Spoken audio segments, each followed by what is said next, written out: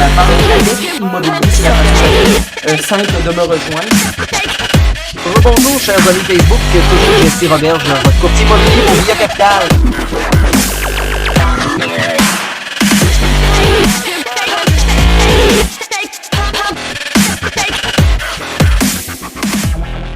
Alors, bon matin tout le monde, toujours Jesse Roberge, votre courtier immobilier pour Via Capital. Aujourd'hui, spot éducatif, on est un petit peu dans le jus, je prends la peine aujourd'hui de le faire dans mon auto. Quand vous voyez que votre courtier est dans son auto, c'est parce qu'il est un petit peu dans le jus cette semaine. Alors, je voulais quand même vous amener un spot éducatif. Le point qu'on va parler aujourd'hui étant inspection pré-achat. C'est un point à laquelle j'ai déjà débattu, même j'ai dû faire rentrer là, un de mes bons amis et avocat en droit immobilier, Stéphane Pagé, l'année passée, je crois l'autre année d'avant.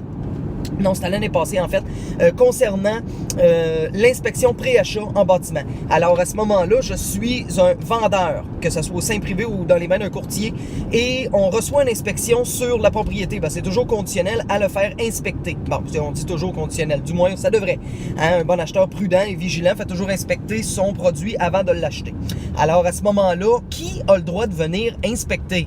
Si jamais je veux faire inspecter la propriété par Pierre-Jean-Jacques, par mon grand-oncle avec son échelle rouillée et son pick-up, alors à ce moment-là, est-ce que j'ai le droit de faire inspecter par un membre de ma famille ou par un cousin, un voisin, un gars qui pense qu'il connaît ça?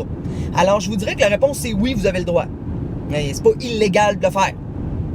Par contre, ce qu'il faut savoir, c'est que si jamais ça va pas bien et le client acheteur veut se retirer de la promesse d'achat suite au dire de la personne qui théoriquement connaissait ça, ben c'est là que ça accroche. Et là, la ligne qu'on doit tirer.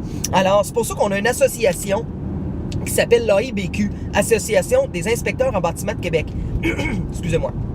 Alors, à ce moment-là, si on a un inspecteur accrédité, ben à ce moment-là, il est capable de nous produire un rapport écrit, détaillé, il y a une licence dans le coup, il y a des cours, il a passé des examens. Je dis pas qu'il connaît moins ça que, ou plus ça que la personne à laquelle vous aviez confiance. C'est juste qu'à un moment donné, il y a une ligne de conduite qu'on doit tirer, il y a une ligne à terre qu'on doit tirer, de dire ça passe, ça passe pas. Imaginez, mettez-vous dans la situation du vendeur, l'acheteur veut se retirer suite à ce que son mononcle Gilles y est venu. Ben, mon oncle Gilles, c'est qui, lui? Pâtissier de jour et bricoleur de garage la fin de semaine. Là. Attendez un peu, là. Wow! OK, on s'organise puis ça marche, là. Alors, à ce moment-là, on fait venir une firme spécialisée. Il y en a beaucoup à Québec. Vous allez sur le site web, vous tapez dans Google AIBQ. Association Inspecteurs Bâtiments Québec. AIBQ, l'Association des Inspecteurs en Bâtiment de Québec. Alors, à ce moment-là, vous allez avoir une source sûre.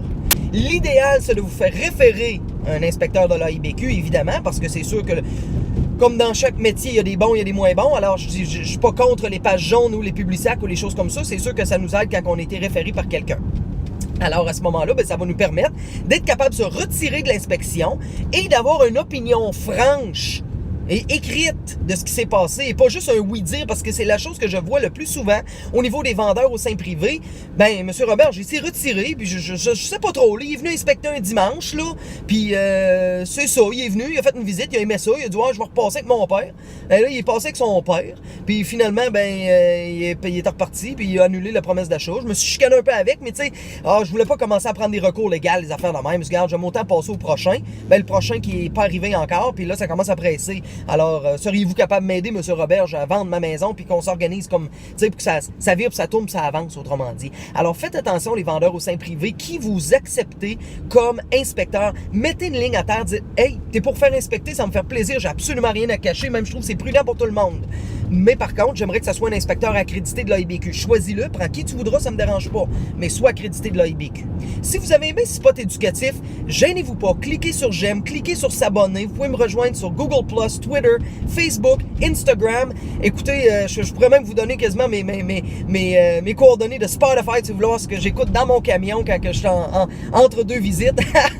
Alors à ce moment-là, gênez-vous pas, pour toute transaction immobilière en toute sécurité, c'est Jesse Roberge, votre courtier immobilier pour Via Capital. 418-627-3333. 418-627-3333.